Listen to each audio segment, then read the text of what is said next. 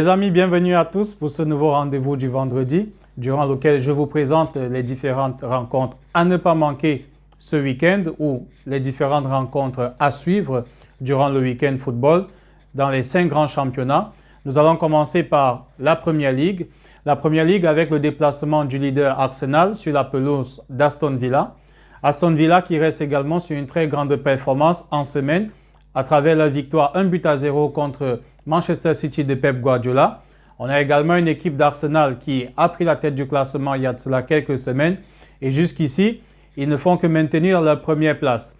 On va dire, concernant les hommes de Mikel Arteta, c'est un déplacement très risqué sur la pelouse d'un adversaire difficile à jouer à domicile ces dernières semaines. Manchester City est passé par là, ils se sont cognés carrément cette semaine. On a vu une très bonne équipe d'Aston Villa également en semaine qui a asphyxié littéralement les hommes de Pep Guardiola du début du match jusqu'à la fin du temps additionnel. Le match il termine 1-0, certes, mais il aurait pu terminer bien plus en fait, avec une équipe d'Aston Villa qui a frappé au but 22 fois durant la rencontre contre 2 tirs cadrés uniquement des hommes de Pep Guardiola par exemple. Donc, les hommes de Mikel Arteta, ils devront grandement prendre au sérieux cette rencontre et surtout que, on va dire entre autres, l'historique des derniers matchs entre ces deux équipes donne les hommes de Mikel Arteta largement favoris. Lors des 4 dernières rencontres entre Arsenal et puis Aston Villa, Arsenal a remporté toutes les dernières rencontres. Maintenant, ce n'est pas chose facile ces derniers jours, surtout que les hommes d'Unai Emery d'Aston Villa restent sur 14 victoires à domicile lors de leur dernier match à domicile. Donc la tâche, elle s'avère grandement difficile, voire presque impossible pour Arsenal. On verra ce que ça va donner. Le match il sera à suivre le samedi. Perso, je vais par exemple pour un match nul en ce qui me concerne. De toutes les façons, n'hésitez pas à me donner vos points de vue, vos débriefs en commentaire. Je me ferai un plaisir de les lire et d'échanger avec vous. On va en Espagne avec le FC Barcelone qui reçoit le deuxième du championnat, à savoir Girona, qui est à égalité de points avec le Real Madrid qui est leader actuellement. Match un tout petit peu piège pour le FC Barcelone, on va dire. C'est vrai que lors de la dernière journée face à l'Atlético de Madrid, les hommes de Xavi, ils ont eu une très bonne prestation. On a vu un très bon jeu en fait dans l'ensemble. C'est vrai que le score, le résultat n'a pas suivi. Le match s'est terminé 1-0 face à l'Atlético Madrid. Mais on a vu un Barça qui est à nouveau satisfait en fait dans le jeu. On a senti des joueurs concernés dans l'ensemble, la plupart on va dire. Certains, entre autres, ont eu la moyenne d'une certaine façon en fait, mais ce n'était pas trop ça. Mais dans l'ensemble, on a eu une très bonne équipe du FC Barcelone qui a su tirer en fait son épingle du jeu contre l'Atlético Madrid. On espère que Xavi va continuer dans cette lancée et que face à Girona aussi, ils pourront, pourquoi ne pas en fait, avoir un très bon résultat et également avoir une très bonne prestation, satisfaire dans le jeu. Ces dernières semaines, ça n'a pas été facile pour FC Barcelone. Peut-être à travers le match contre l'Atlético Madrid, ils ont retrouvé un regain d'espoir, du plaisir également dans le jeu. Bien évidemment, on va dire que le FC Barcelone, cette saison, ils sont portés uniquement par leurs 2 Portugais, les 2 Joao, on va dire. Les 2 Joao qui sont des joueurs en prêt. Il faudrait également que les joueurs qui appartiennent au club puissent vraiment se mettre également à la fête. On a vu également un Luc de Jong qui revient de blessure, qui a recommencé à prendre du rythme, avec aussi Pedri. Donc on espérera que le FC Barcelone va pouvoir grandement tirer son épingle du lot, surtout qu'ils seront à domicile une fois de plus, contre un adversaire surprise. Girona, c'est la surprise du championnat cette année. Ils sont deuxièmes, comme je l'ai déjà dit, à égalité de points en plus de cela jusqu'à présent avec le Real Madrid.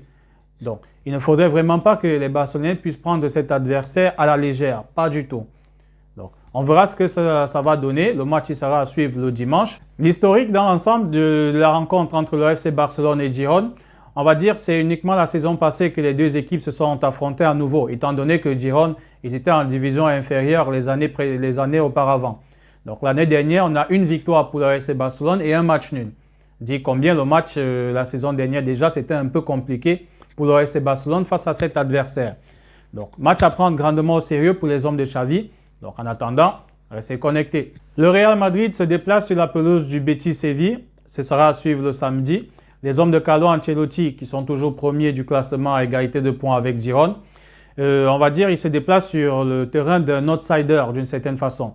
C'est vrai qu'actuellement, Betis Séville, ils sont 7e du classement, mais toujours est-il que ce n'est pas toujours un déplacement facile. Ces dernières saisons, par exemple, lors des 4 dernières rencontres, le Real Madrid reste sur 2 victoires et 2 matchs nuls face à cet adversaire. Donc, match piège, entre autres, pour le leader du championnat. Surtout que le Real Madrid, actuellement, ils n'ont plus presque rien à jouer en Ligue des Champions la saison prochaine. Ils sont déjà qualifiés pour les 8e de finale et assurés de terminer premier du groupe. Donc, ils doivent être 100% concentrés pour cette rencontre-là. Bien évidemment, le Real Madrid qui a toujours plusieurs joueurs, plusieurs cadors blessés, mais les remplaçants jusqu'ici, en fait, arrivent à faire le job. Ils arrivent à faire le job. Le Real Madrid, en plus de cela, est la meilleure défense de la Liga. 9 buts encaissés. Ils n'ont pas leur gardien titulaire. La défense centrale a souvent été décimée. Le milieu de terrain également, avec les milieux défensifs, décimés également, mais malgré tout cela, le Real Madrid, ils arrivent à tenir les remplaçants ou bien les joueurs, on va dire, de second plan, entre autres, arrivent à faire le taf. Et c'est très bon augure également. On espère que Carlo Ancelotti pourra très bien préparer cette rencontre et on verra ce que ça va donner le samedi. En Italie, le choc opposera la Juventus Turin au Napoli. La Juventus Turin actuellement 2e du championnat. La Juventus qui recommence à repartir de l'avant après ces dernières années un peu difficiles. Ils sont 2e du championnat face à une équipe de Naples qui peine lors de l'entame de ce championnat. Les Napolitains également qui n'arrivent pas à confirmer après leur victoire en ce qui s'agit du titre la saison passée. Donc, on verra un tout petit peu ce que ça va donner lors de cette rencontre aussi. Les Napolitains également restent sur une lourde défaite à domicile, 3-0 contre une très bonne équipe de l'Inter qui est également leader du championnat. L'historique lors des 4 dernières rencontres entre les deux équipes en question donne les Napolitains largement favoris avec 3 victoires et 1 match nul contre la Juventus. Donc, les hommes d'Allegri devront prendre le match très au sérieux également contre un adversaire qui sera un tout petit peu touché au vif, on va dire, d'une certaine façon, après la dernière défaite à domicile. Donc, on verra ce que ça va donner et bien évidemment pour le débrief après cela. N'hésitez pas également à me donner vos pronostics en commentaire. Perso, j'irai pour une victoire de la Juventus, personnellement, parce que les Napolitains, ces dernières semaines, c'est pas trop ça. Le choc en Allemagne opposera le Borussia Dortmund, 5e du classement, face à une très bonne équipe de Leipzig, 4e actuellement. On va dire match très compliqué, en fait, et hyper difficile, surtout pour le Borussia Dortmund, malgré qu'ils seront à domicile. Lors des récents matchs contre cet adversaire, le Borussia Dortmund n'a qu'une seule victoire, par exemple, lors des 5 derniers matchs face à Leipzig. Ça fait, par exemple, 4 défaites pour une seule victoire pour eux. Match très compliqué à suivre pour le Borussia Dortmund, surtout que la semaine prochaine également, ils auront un match à jouer en Ligue des Champions. Certes, ils seront déjà qualifiés, bien sûr, mais il y a toujours la première place qu'ils devront négocier et ils joueront le Paris Saint-Germain à domicile. Donc, match très compliqué à suivre. Perso, je ne saurais dire exactement qui sera vainqueur de cette rencontre-là. Par contre, je miserai pour énormément de buts dans cette rencontre. Donc, ça sera le choc de la journée. On verra ce que ça va donner. Surtout que Leipzig, c'est une très bonne équipe depuis le début de saison. On a vu par exemple lors de leur dernière rencontre contre Manchester City en Champions League, ils étaient à l'extérieur sur la pelouse de Manchester City. Ils ont claqué un 2-0 aux hommes de Pep Guardiola à la mi-temps. Certes, à la fin de la rencontre, ils ont perdu 3-2.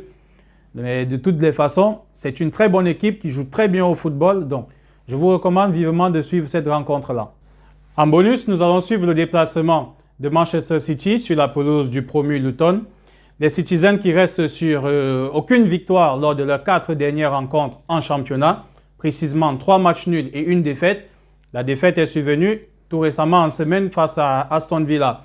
On a vu des Citizens en fait qui étaient carrément dépassés du début du match jusqu'à la fin de la rencontre, carrément, avec uniquement 2 tirs cadrés. Et ils ont même subi 22 tirs en fait. 22 tirs pour une équipe de Pep Guardiola. Donc on attend un tout petit peu en fait le sursaut d'orgueil, le regain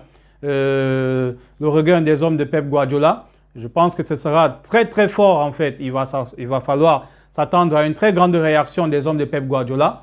Peut-être ce sera à suivre ce week-end face à Luton. On espère. On va voir un tout petit peu ce que ça va donner.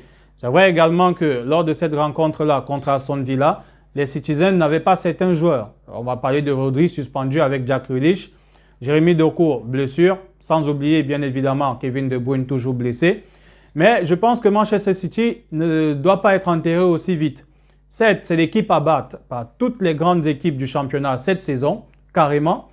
Donc, on verra ce que ça va donner et je pense que Pep Guardiola, il nous réserve quelque chose. Le mec, je pense qu'il est grandement touché au vif. Donc, ce sera grandement à suivre afin de voir un tout petit peu comment est-ce que les hommes de Pep Guardiola vont réagir. Surtout qu'ils ont déjà perdu certains points sur le leader Arsenal jusqu'à présent. Donc, match à suivre également en bonus, comme je vous l'ai dit. Et en attendant, veuillez rester connectés et pour les prochains débriefs qui seront à suivre. Ciao!